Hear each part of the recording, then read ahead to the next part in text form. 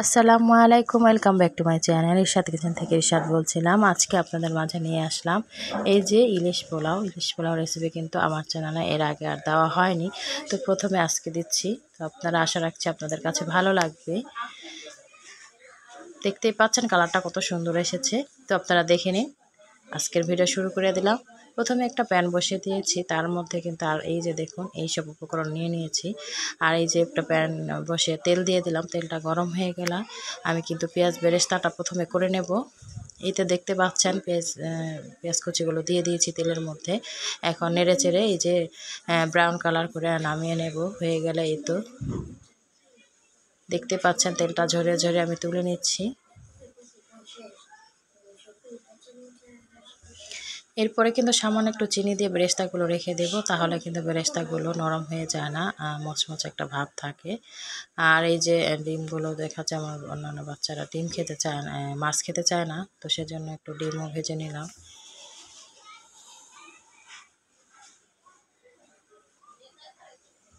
আর এই যে এখানে পেস্তা বাদাম, কাজু বাদাম আর হচ্ছে পোস্ত কুড়া, কাঁচামরিচ, পেঁয়াজ কুচি একসাথে আমি ব্লেন্ড করে নেব।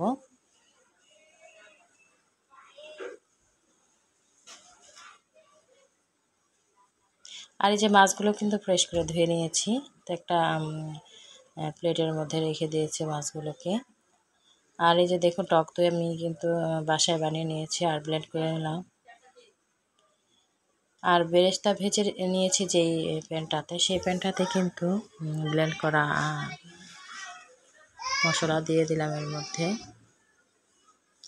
আর এখন কিন্তু এগুলো নেড়ে চেড়ে কষিয়ে নিব প্রায় 10 মিনিটের মতো।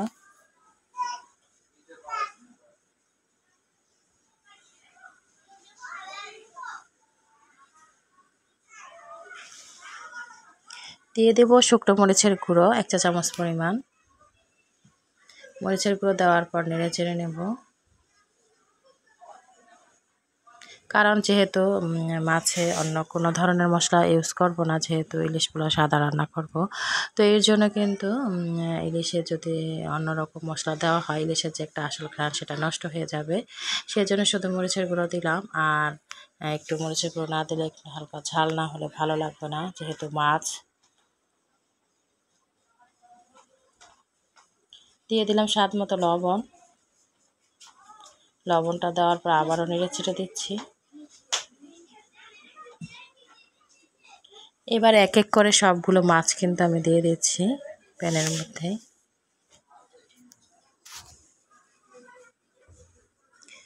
আপনারা যারা আমার ভিডিওটি দেখছেন অবশ্যই লাইক দিয়ে ভিডিওটি কন্টিনিউ করবেন, এটা অনুরোধ রইল সবার কাছে। আর কমেন্ট করতে একদম ভুলে যাবেন না কেমন হয়েছে রান্নাটা।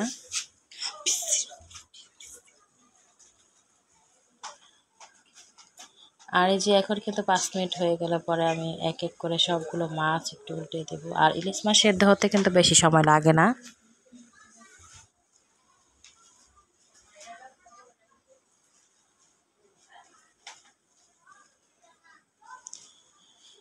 ভিডিও করতেও ভালো লাগে আর রান্না করতেও ভালো লাগে, কিন্তু ভয়েস দিতে যে এত কষ্ট, আশেপাশে এত ধরনের শব্দ, কি বলবো, ভয়েস দেওয়ার সময় যত সমস্যা হয়ে যায় কি বলবো। তো আপনারা ক্ষমা দৃষ্টিতে দেখে নেবেন।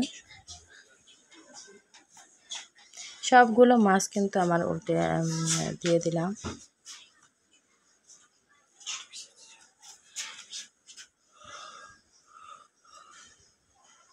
আসলে মাছের রাজা হচ্ছে ইলিশ। ইলিশ দিয়ে সব ধরনের সব কিছু রান্নাই কিন্তু অনেক ভালো লাগে। আর এখন কিন্তু যেহেতু ইলিশের সিজন, ঘরে ঘরেই কিন্তু ইলিশ অনেকেই কিনছেন, তো আপনারা এইরকম সাদা ইলিশ পোলাও রান্না করে নিতে পারেন। এখন এই যে হাতে বানানো আমি গুঁড়ো দুধ দিয়ে আর লেবু দিয়ে এই টক দইটা বানিয়ে নিয়েছিলাম, সেটাই এর মধ্যে দিয়ে দিলাম। আর ব্লেন্ডারের জারটাতে একটু সামান্য পানি দিয়ে দিলাম এর মধ্যে। আর কোনো পানি দেওয়ার কোনোই প্রয়োজন নেই, কারণ হচ্ছে এই মাছ সেদ্ধতে একদম সময় লাগবে না।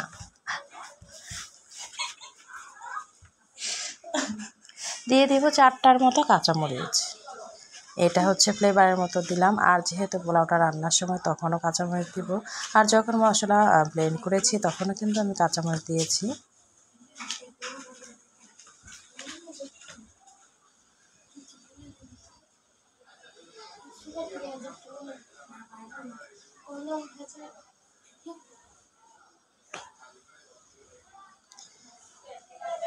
প্রায় 10 মিনিট রান্নাটা হয়ে গেলে পরে আমি কিন্তু মাছগুলোকে তুলে নেব, যেহেতু অনেক সেদ্ধ হয়ে গেলে মাছটা ভেঙে যাবে, তখন আর পোলাও দিয়ে রান্না করার কোনো সুন্দর থাকবে না। সেজন্য যে মাছটা আমি কিন্তু তুলে নিচ্ছি এক এক করে। আর একটা পাত্র বসিয়ে দিয়েছি পোলাওটা কষাবো বলে। এখানে তেজপাতা, দারচিনি, এলাচি দিয়ে দিলাম, আর দিয়ে দেব তেল।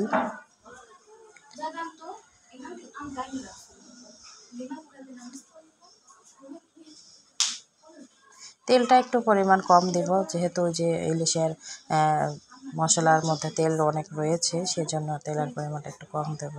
আর তেলটা কম খাওয়ার চেষ্টা করব, স্বাস্থ্যকর খাবার।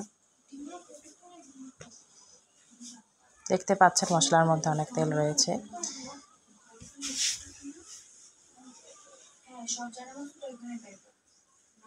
যেহেতু আমি এর মধ্যে পেঁয়াজ বেরেস্তা দেবো, সেজন্য অল্প পেঁয়াজই দিলাম এখন, আর লবণ দিয়ে দিলাম স্বাদ মতো। এখন কিন্তু ভালো করে নেড়ে চেড়ে একটু ভেজে চালগুলোকে দিয়ে দেবো এর মধ্যে।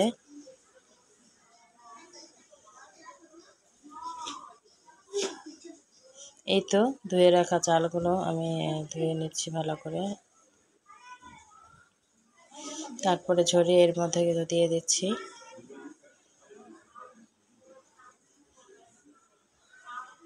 আজকের ভিডিওটি কিন্তু আমার মেয়ে করে দিচ্ছে।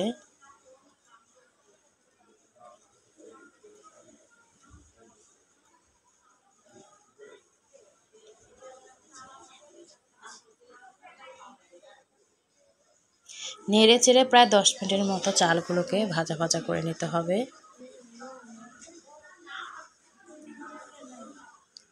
এখন কিন্তু অবশ্যই চুলার তাপটা একটু হাই হিটে রাখতে হবে।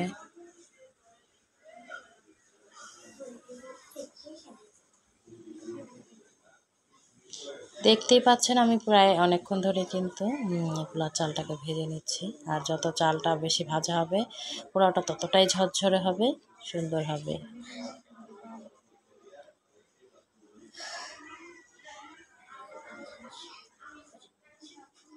রান্না শুধু রান্না করলে হয় না, রান্না কিন্তু একটা আর্ট। এটা খুব মনোযোগ সহকারে রান্নাটা করতে হয়, তাহলে সেই রান্নাটা অবশ্যই ভালো হবে।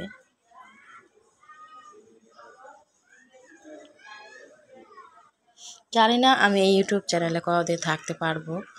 মাঝে মাঝে মনে হয় আর ভিডিও দেব না, তারপরেও মনে চায় না আজকে একটা দিই, অনেক দিন হয়ে গেছে ভিডিও দেই না, তাই আবার চলে আসি।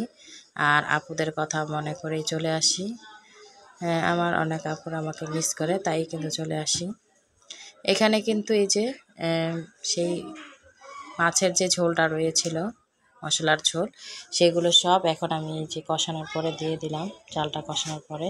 আর এই মশলার ঝোল দিয়ে আরও 5 মিনিট কষিয়ে নেব চালটাকে। কালারটা চেঞ্জ হয়ে যাবে এই মশলাটা দেওয়ার পরে, সুন্দর একটা কালার আসবে।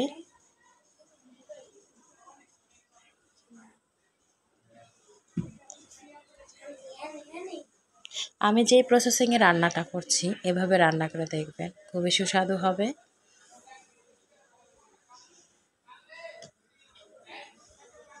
এখন আমি এই যে ফুটিয়ে রাখা পানি, আমি অন্য আরেকটি চুলায় কিন্তু গরম পানি ফুটিয়ে রেখেছিলাম, তো সেখান থেকে পানি আমি যেহেতু 1 কেজি চাল রান্না করেছি, তো এখানে 1.25 কেজি পানি অ্যাড করছি। যেহেতু মাছের ঝোলটা এখানে আমি দিয়েছি, সেজন্য 1.25 কেজি পানি দিয়েছি।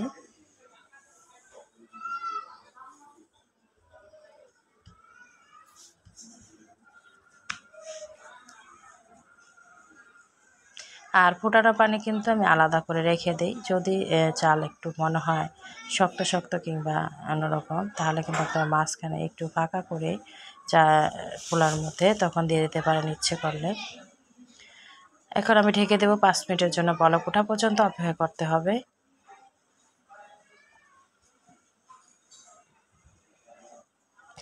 ফিরে এলাম 5 মিনিট পর, দেখতেই পাচ্ছেন বলক উঠে গিয়েছে। আর এরই ফাঁকে আমি কাঁচামরিচ দিয়ে একটু নেড়ে চেড়ে দিলাম।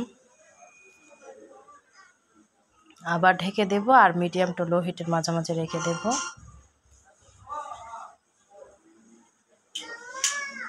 ফিরে এলাম প্রায় 15 মিনিট পর। দেখুন 15 মিনিট পর এসে দেখি পানি একেবারে শুকিয়ে গেছে, হালকা হালকা পানি রয়েছে। আর পোলাওটা কিন্তু সেদ্ধ হয়ে গিয়েছে। আর এই পর্যায়ে কিন্তু আমি এই যে মশলা যে কড়াইটাতে মাছ রান্না করেছি সেটাকে সামান্য একটু গরম পানি দিয়ে দিলাম। আর একটু বেরেস্তা দিয়ে দিয়েছি। দেওয়ার পরে সামান্য একটু পোলাও উঠিয়ে তারপরে এই যে মাছগুলো যে তুলে রেখেছিলাম, ইলিশ মাছগুলো সব দিয়ে দিচ্ছি।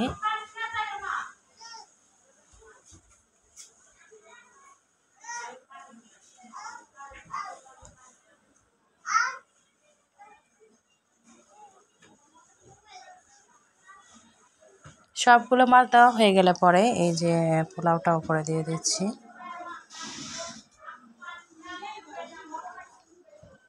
পোলাওটা দেওয়ার পর আমি আবারও কিন্তু বেরেস্তাগুলো দিয়ে দিচ্ছি। এখন ঢেকে দেব প্রায় 10 মিনিটের মতো। 10 মিনিট পর ফিরে এলাম।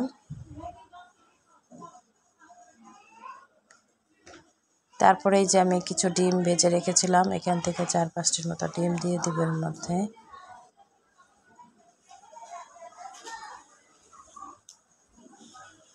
দিয়ে দিলাম শেষ পর্যায়ে একটু গুঁড়ো দুধ।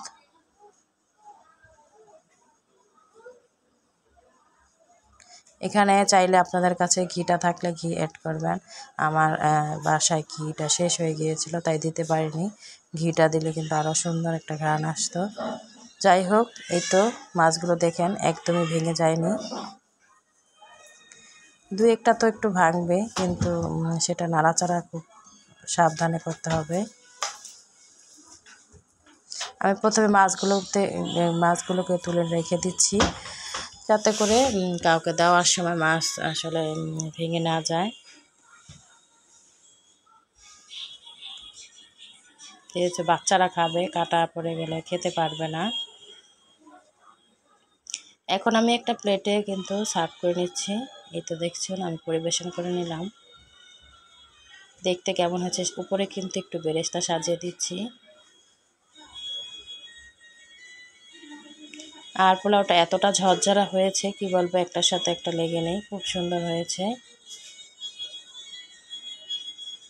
পারফেক্ট পোলাও, ইলিশ পোলাও রেসিপি আপনারা চাইলে এইভাবে করে নিতে পারেন। আর আমার রান্নাটি যদি আপনাদের কাছে ভালো লেগে থাকে তাহলে অবশ্যই সাবস্ক্রাইব করতে একদম ভুলে যাবেন না। এখন বর্ষার সিজন, ইলিশের সিজন, দেখুন কতটা ইয়ামি হয়েছে আর ঝরঝরা হয়েছে।